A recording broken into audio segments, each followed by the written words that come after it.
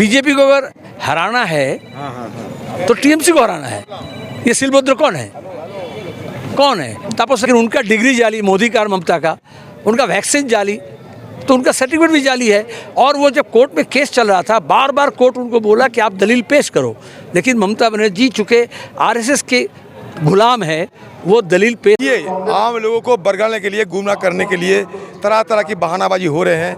हम तो चाहते हैं कि कास्ट सेंसस हो, ओबीसी नहीं। हिंदुस्तान में कौन सा जात कहाँ रहते हैं, इनका स्पष्ट छवि, स्पष्ट तस्वीर हमें जानकारी हो। ये इसके लिए राहुल गांधी जी और कांग्रेस पार्टी कास्ट सेंसस की बात रखी है। कास्ट सेंसस हम आंकड़े में नहीं जाते। सवाल ये है कि सरकार, अगला सरकार इंडिया गठबंधन बना रही है और हमारे भारत को हम बचाएंगे, संविधान को हम बचाएंगे, भारत के अंदर जनतंत्र को हम बचाएंगे। अपने कह रही है कि वो सुप्रीम कोर्ट जा रही है, अब इंतजार करना पड़ेगा सुप्रीम कोर्ट क्या कहेगी। क्या खाक नसीब उठ बैठो, इस बार के चुनाव में तख्त और ताज दोनों ही गिराए जाएंगे और उछाले जाएंगे। सीपीएम और टीएमसी की लड़ाई में अगर बीजेपी जीत जाती है तो इसका जिम्मेदार क्यों होगा? अच्छा, बीजेपी आई कहाँ से? टीएमसी बनी तब ना आई, तो कौन किसके जिम्मेदार होगा? ममता बनर्जी बंगला बोलता है खाल केटे कुमिर नहीं अच्छे। बीजेपी को अगर हराना है तो टीएमसी को हराना है। ये सिलबद्ध कौन है? तापस कौन है? फिर किसको बात कर रहे हैं आप? शैतानी हरकत है। वो फरिश्ता बन करके, लिबास पहन करके आई थी आपके सामने, लेकिन उनका शैतानी हरकत सामने आ गया है। एक जगह मोदी भी इस तरह से कह रहे हैं, दोनों एक ही बोलेंगे। आरएसएस का सिलेबस है, दोनों आडवाणी के पाठशाला में पढ़ी हुई है। ओबीसी को लेकर क्या कहेंगे? हाँ देखो, ममता बनर्जी, तृणमूल कांग्रेस आकर के हमने जो ओबीसी रंगनाथ मिश्रा कमीशन के बाद लागू किए थे, उसमें ए और बी लगाए थे। ए 10% जो मुस्लिम पसमानदा है उसके लिए मुकम्मल तौर पर था, और 7% जो था उसमें कुछ मुसलमान भी थे और जो बाकी लोग हैं। ममता बनर्जी हुकूमत में आने के बाद ये ओबीसी का मामले को पूरा तस नस कर दी। एक जो कानून बनाई वो फॉल्टी था, और उसके बाद से जितने इश्तिहार हुआ आपने देखो, वाइस चांसलर से लेकर के मदरसा के इम्तिहान से लेकर के गवर्नमेंट के इम्तिहान में, उसमें ज़्यादातर उसमें नोटिफिकेशन में ए रखा ही नहीं गया ओबीसी का। लेकिन दूसरा काम हो कि मुसलमान मोहल्ले में देखो हम सबको ओबीसी कर दिए बोल करके वो सबका सर्टिफिकेट दे दी, लेकिन उनका डिग्री जाली, मोदी का और ममता का, उनका वैक्सीन जाली, तो उनका सर्टिफिकेट भी जाली है।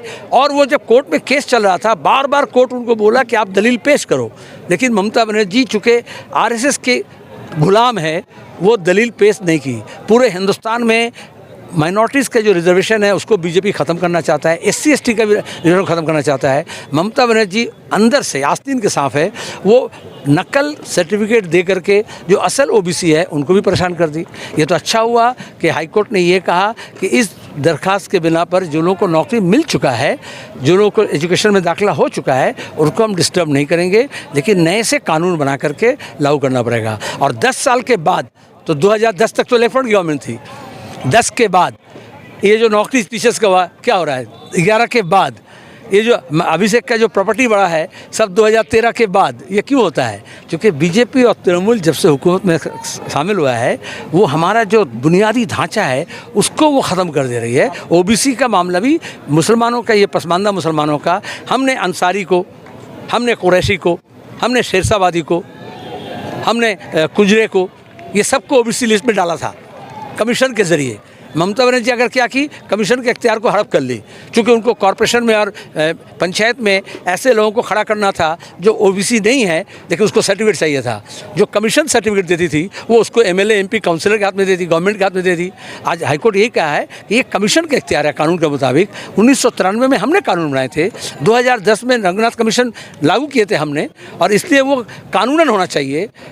ये बीजेपी तृणमूल दोनों कानून को तोड़ता और मरोड़ता है, जिसलिए आज लोग परेशान हैं। अभिजीत गंगूली ने जिस तरह से ममता बनर्जी पे कटाक्ष करते हुए कहा वो बिकाऊ है, उनकी कीमत भी लगाई, 10 लाख रुपया बिका, इसको लेकर ये गलत है। तो 4 दिन पुराना सवाल क्या होगा? हम 4 दिन भाषण में बोल रहे हैं, आप लोग जो सुनते नहीं है। बीजेपी तृणमूल के अलावा सीपीएम को भी थोड़ा सुनो तो आप अपडेट हो जाओगे। पूरा यकीन रखते हैं, बड़े जोर सारे बड़ी रफ्तार के साथ सारे परिवर्तन हो रहे हैं सारे देश में, सिर्फ बंगाल में नहीं, सारे देश में एक बड़े बदलाव आने वाला है और बड़ी रफ्तार के साथ ये बदलाव हो रहे हैं। ये आम लोगों को बरगलाने के लिए, गुमराह करने के लिए तरह तरह की बहानाबाजी हो रहे हैं। हम तो चाहते हैं कि कास्ट सेंसस हो, ओबीसी नहीं, हिंदुस्तान में कौन सा जात कहाँ रहते हैं, इनका स्पष्ट छवि, स्पष्ट तस्वीर हमें जानकारी हो, ये इसके लिए राहुल गांधी जी और कांग्रेस पार्टी कास्ट सेंसस की बात रखी है। कास्ट सेंसस अगर होगी कांग्रेस की ज़माने में तो सारे कुछ पता चलेगी। हमारे भारत को बचाना और बंगाल में तृणमूल कांग्रेस को हराते हुए बंगाल को बचाना, ये है उद्देश्य और ये मकसद। और आज के दिन ये हम तरफ से बहुत अहम एक जरूरत है, दोनों अपने देश के लिए और बंगाल के लिए। तो इसलिए आपसे हमारे साथ ये आग्रह हमारे यही है कि आइए हम सब लोग मिलकर अपने भारत को बचाएं और अपनी बंगाल को बचाएं, ताकि आने वाले दिन में एक बेहतर भारत और बेहतर बंगाल का निर्माण कर पाए। इस मकसद के साथ आप सबको मेरा लाल सलाम और क्रांतिकारी इंकलाबी लाल सलाम और इंकलाब जिंदाबाद। इंडिया गठबंधन को किस तरफ से देख रहे हैं? जीत रही है। भाजपा बोलिए अब की बार 400 पार, इसके बाद बात कर रहा है कि हम लोग सरकार देखिए, हमारी हम आंकड़े में नहीं जाते। सवाल ये है कि सरकार, अगला सरकार इंडिया गठबंधन बना रही है और हमारे भारत को हम बचाएंगे, संविधान को हम बचाएंगे, भारत के अंदर जनतंत्र को हम बचाएंगे। टीएमसी के आपसी झगड़े में ऐसा लगता है कहीं बीजेपी बाजी ना मार जाए पश्चिम बंगाल में। कुछ नहीं होगा। ये सीपीएम और टीएमसी की लड़ाई है, एक डर है कहीं बीजेपी यहाँ पे बाजी ना मार जाए। कुछ नहीं, ये लड़ाई है इसलिए कि बीजेपी और टीएमसी दोनों को हराकर सुजन जीत रहा है। तीन तरफा यहाँ पे लड़ाई होगा, तीन तरफा है, तिकोनिया लड़ाई है पूरे बंगाल में।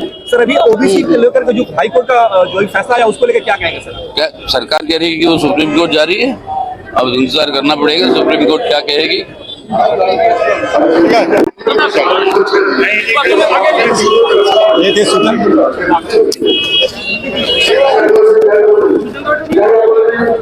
ये थे सीताराम येचुरी सीपीआई-एम के प्रत्याशी सुजन चक्रवर्ती के समर्थन में आज यहाँ पे पहुंचे हुए थे। मैं अपने चैनल के माध्यम से आपको लाइव तस्वीरें दिखाने की कोशिश करूंगा।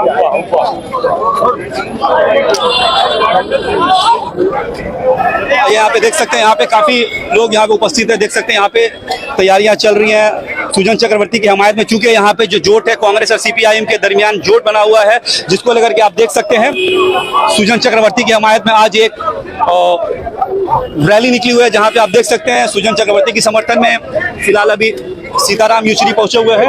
अभी ये यहां से गाड़ी टेबलों से होते हुए ये कामारेड्डी छाई मैदान पहुंचेंगे। कामारेड्डी छाई मैदान पे एक सभा होना है जिसमें सीताराम येचुरी, कांग्रेस के नेता अधीर रंजन चौधरी और सीपीआई-एम के जनरल सेक्रेटरी मोहम्मद सलीम साहब भी पहुंचेंगे और लोगों को संबोधित करेंगे। आप सीधी तस्वीरें देख रहे हैं इंडिया न्यूज के माध्यम से। फिलहाल अभी डल्लभ से अभी फिलहाल हम लोग उपस्थित हुए हैं, जहाँ पे सीपीआई-एम और कांग्रेस की जोट के प्रत्याशी सुजन चक्रवर्ती के समर्थन में यहाँ पे एक महारैली निकाली जा रही है, जहाँ पे आप देख सकते हैं गाड़ी पे उठते हुए डॉक्टर सुजन चक्रवर्ती की हमायत में सीताराम येचुरी यहाँ पे पहुंचे हुए हैं और वो यहाँ से होते हुए कामारेड्डी बीटी रोड से होते हुए कामारेड्डी छाई मैदान पे पहुंचेंगे, जहाँ पे ये लोगों को संबोधित करेंगे। यहाँ पे कहीं ना कहीं सीपीआई-एम बहुत कड़ाके की टक्कर देने की तैयारी में लगी हुई है टीएमसी के प्रत्याशी प्रोफेसर सौगतो राय को। आप सीधी तस्वीरें देख रहे हैं इंडिया न्यूज के माध्यम से, जिस तरह से हम आपको दिखाने की कोशिश कर रहे हैं। फिलहाल अभी डल्लभ बीटी रोड पे सीताराम येचुरी सीपीआई-एम के प्रत्याशी सुजन चक्रवर्ती के समर्थन में आप देख सकते हैं ये मेगा रोड शो। आइए मैं अपने कैमरा पर्सन को बोलूंगा दिखाएं। हम नुमाइश करो।